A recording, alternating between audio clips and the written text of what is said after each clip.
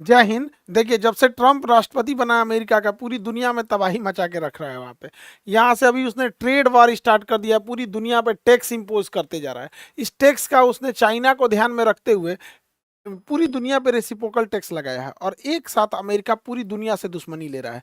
ये चाइना और रसिया के लिए बहुत अच्छा हो जाएगा, लेकिन ट्रम्प के बड़बोलेपन की वजह से पूरी दुनिया को भुगतना पड़ रहा है। अभी उसने टेरिफ लगाना चालू किया है, चाइना पे 104% का टैक्स लगा दिया है, पाकिस्तान पे 29% का, मर जाएगा बेचारा, ये 29% का टैक्स लगाया है, इंडिया पे 26% लगाया है। हालांकि इंडिया के पास भी 26% नहीं लगाना चाहिए, लेकिन हम लोग कहीं ना कहीं थोड़ा बहुत तो सर्वाइव कर ही जाएंगे। अब बांग्लादेश पे 37% लगाया है, और बांग्लादेश आजकल ज़्यादा उड़ रहा है मोहम्मद यूनिस के इसमें। यहाँ पे बुढ़ऊ तुम्हारा दिन खराब आने वाला है, समझाते हैं कैसे। अब यहाँ पे 37% टेरिफ लगाया है। बांग्लादेश जिन जिन सामानों को अमेरिका को निर्यात करता है, जूट हो गया, सूती वस्त्र हो गए, कपड़े हो गए, टेक्सटाइल इंडस्ट्री, वो सारी चीज़ें भारत भी भेजता है। लेकिन चूंकि भारत पे टैक्स कम है, तो भारत की वो चीज़ें सस्ती हो जाएंगी और बांग्लादेश की वही चीज़ें महंगी हो जाएंगी। तो इस वजह से लोग बांग्लादेश की चीज़ों को खरीदना छोड़ देंगे, क्योंकि उनके ऊपर टैक्स ज़्यादा है। अब ये बुढ़ऊ को बुझा नहीं रहा है। कुछ दिन पहले ये बुढ़ऊ बांग्लादेश से गए चाइना में, और चाइना में जाके क्या करते हैं, भाषण देते हैं। ये चाइना से कहते हैं कि इंडिया का ये जो सेवन सिस्टर है, इनको ये सेवन सिस्टर को अगर समुंदर चाहिए तो केवल और केवल बांग्लादेश है, और बांग्लादेश इनको गाइड करता है। इसलिए आप आइए हिंद महासागर में इन्वेस्ट कीजिए, ताकि आप इंडिया को इस तरह से काउंटर कर सके। ये बात बोला ये बुढ़ऊ यहाँ पर। जबकि समझिए इस इंसान को कितना एहसान फरामोश है। यहाँ पर बांग्लादेश को अगर नेपाल को व्यापार करना होता है तो इंडिया से सामान भेजता है, इंडिया के रास्ते, और इसलिए उसको नेपाल जाना है तो इंडिया के रास्ते, म्यांमार जाना है तो इधर से रहता है, क्योंकि ये एरिया रखाइन वाला एरिया डिस्टर्ब रहता है, भूटान जाता है तो इंडिया के रास्ते। इंडिया इसे अपना ट्रांजिट यूज करने देता है बिना किसी टैक्स से, जिसको हम ट्रांसशिपमेंट एग्रीमेंट कहते हैं। अब इंडिया ने जब से ये जाके बुढ़ऊ बोला है चाइना में कि आप इंडिया को आके घेरिए, यहाँ इन्वेस्ट कीजिए, तो हमने इसका ट्रांसशिपमेंट बंद कर दिया है। अब आपको आना है इधर से तो आप भी टैक्स दीजिए, और नेपाल ले जाइए सामान, भूटान ले जाइए, म्यांमार ले जाइए। अब इनको अकल ठिकाने लग रही है। इसका कहना है कि इंडिया यहाँ पे समुंदर के रास्ते नहीं जा सकता, और ये बहुत पतला है चिकन नेक। अब चिकन नेक हमारी भी कमजोरी है। चिकन नेक यह पतला सा रास्ता है, यह छोटा सा 22 किलोमीटर वाला ये पतला सा रास्ता जो है, इसी के माध्यम से हमारा ये सेवन सिस्टर जुड़ा हुआ है। नहीं तो ये सेवन सिस्टर को महज ये 22 किलोमीटर पतला रास्ता अगर काट दिया जाए तो हमारा सेवन सिस्टर कट जाएगा। उसी का मजाक उड़ा रहा था ये बुढ़ऊ। बांग्लादेश का ये वाला जो राज्य है, इसका नाम है रंगपुर। ये रंगपुर जो है, अगर ये कब्जा हो गया रंगपुर जगह, तो काम खत्म हो गया। अगर हम इसको कब्जा कर ले तो ये पूरा बराबर हो जाएगा। अब हम लोग को आने जाने में कोई दिक्कत नहीं, ट्रेन ले जाएंगे, बुलेट ट्रेन ले जाएंगे, हाईवे ले जाएंगे, सब ले जाएंगे। हमारा जो पतला गर्दन था चौड़ा हो जाएगा। और बांग्लादेश ये मत समझो कि हम लोग ये नहीं कर सकते। तुम्हारे नॉर्मल डिलीवरी में मदद हम ही लोग किए थे। समझ में आएगी नहीं, 1972 में जब तुम्हारा पाकिस्तान से नॉर्मल डिलीवरी नहीं हो पा रही थी ना, तो हम ही लोग ने नॉर्मल डिलीवरी कराने की कोशिश की थी, बाद में ऑपरेशन से कराना पड़ा था।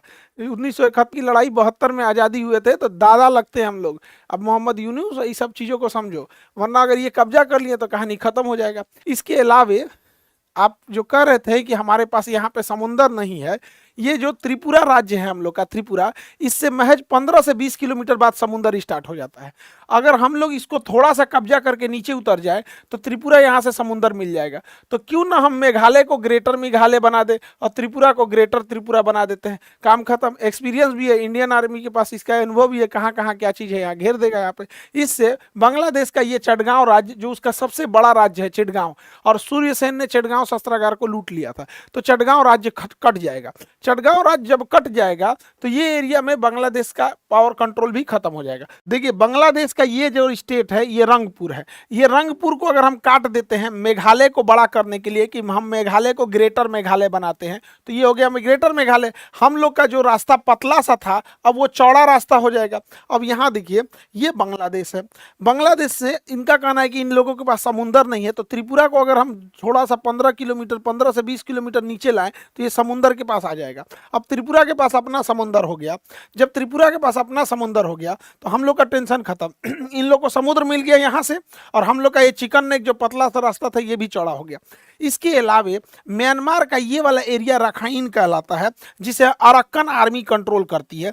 रखाइन एरिया, रखाइन वाले में रोहिंग्या समस्या है और ये लोग बांग्लादेश पे आक्रमण करते हैं। तो क्यों ना हम लोग त्रिपुरा को समुंदर से मैच करा दे, और जैसे समुंदर से मैच करा देंगे तो इसका चिटगांव ये वाला एरिया खत्म हो जाएगा, काक्स बाजार।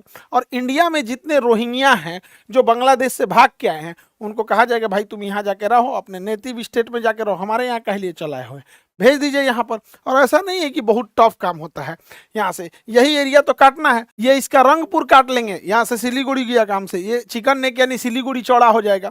और ये जैसे काटेंगे त्रिपुरा से ये समुंदर आ जाएगा, यहाँ से ये वाला एरिया को बैठा देना है। म्यांमार में इधर से हमेशा से इंसर्जेंसी होती है, चीन स्टेट। म्यांमार का चीन स्टेट पे भी चर्चा करते हैं। उससे पहले समझिए कैसे इजराइल ने ये काम जस्ट 2 महीना पहले किया है। यहाँ पर सीरिया में बशर अल असद के सरकार के खिलाफ यहाँ की जनता ने गृह युद्ध करके इसे भगा दिया।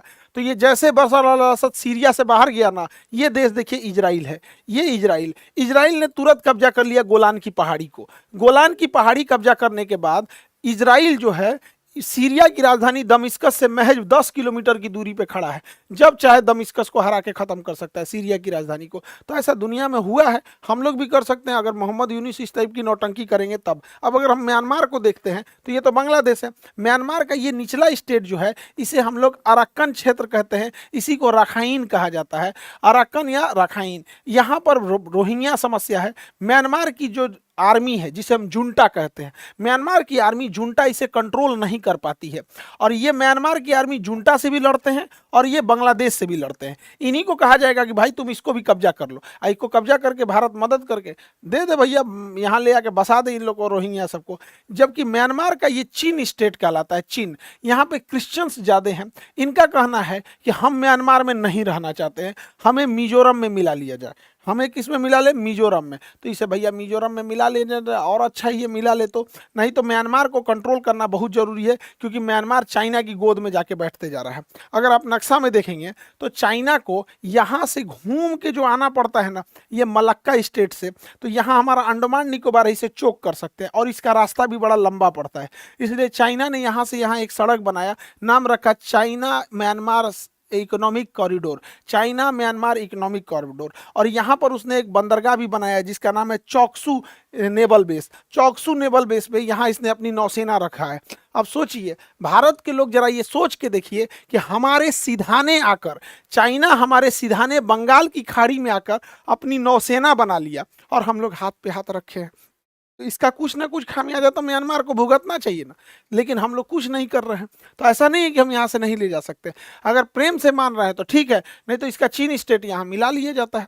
प्रेम से मानते हैं तो भी अच्छी चीज़ है। कैसे?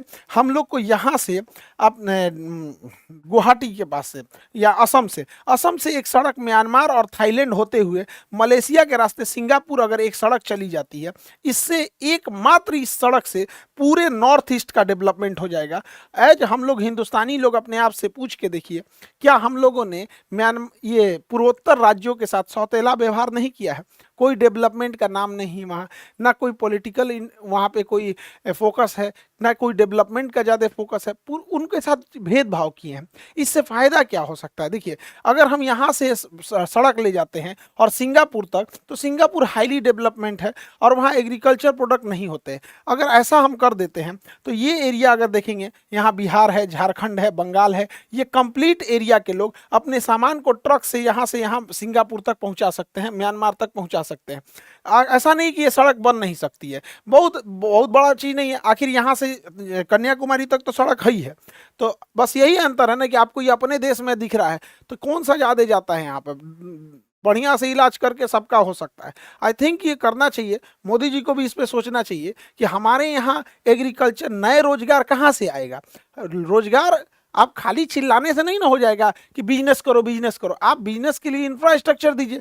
यहाँ का आदमी एग्जाम्पल के तौर पे बतख का अंडा, इस एरिया में बतख का अंडा उत्पादन ज़्यादा होता है लेकिन डिमांड उतना नहीं है, जिस वजह से लोग बतख नहीं पालते, जबकि बतख में बीमारी वगैरह नहीं आती है। लेकिन अगर बस ये सड़क बन जाती है तो बतख के अंडे का सबसे ज़्यादा उपभोग जो होता है इन्हीं आसियान कंट्रीज में होता है। यहाँ से ट्रक से सामान आएगा, अपना लोड करते हो जाएगा, एक यहाँ गांव से एगो सड़क पास हो जाती है तो गांव का डेवलपमेंट हो जाता है। तो ये तो बड़ा बड़ा राज्य है। आई होप आपको ये टॉपिक समझ में आया होगा। इसमें आप लोग को वो सड़क बनना चाहिए मेरे ख्याल से तो वहाँ पे सिंगापुर तक। बाकी अभी पॉकेट जीके का बैच 15 तारीख को और केमिस्ट्री और वर्ल्ड मैप 10 तारीख से बैच स्टार्ट हो रहा है और बीपीएससी का फाउंडेशन क्लास भी स्टार्ट होगा। आई होप आप इस टॉपिक को समझ गए होंगे। नॉर्थ ईस्टर्न स्टेट वाले आप लोगों को बहुत ज़्यादा इंतजार करना पड़ा। अब 11 अप्रैल को 2 बजे हम गुवाहाटी आते हैं और आप लोगों से मिलेंगे, आसाम वाले लोग और आसपास के जो भी है लोग। हम लोग वहाँ नीट जेई और आसाम के लिए एपीएससी यूपीएससी की चर्चा करेंगे। 11 अप्रैल 2 बजे श्रीमंता शंकर देवा कला क्षेत्र वहाँ गुवाहाटी में जगह है, यहाँ पर हम लोग 2 बजे आप लोगों से मिलेंगे और फिर ढेर सारी चर्चा करेंगे। वहाँ पे भी जैसे जैसे हो सके, जैसे बाकी स्टेट में हुआ एजुकेशन को एकदम एफोर्डेबल बनाना हुआ या फिर आप लोग के हिसाब से उस चीज़ों को सिलेबस को ड्राइंग करना पड़ा जिससे कि आप लोगों तक पहुँच आसान हो सके। तो मिलते हैं हम लोग गुवाहाटी में। जय हिंद।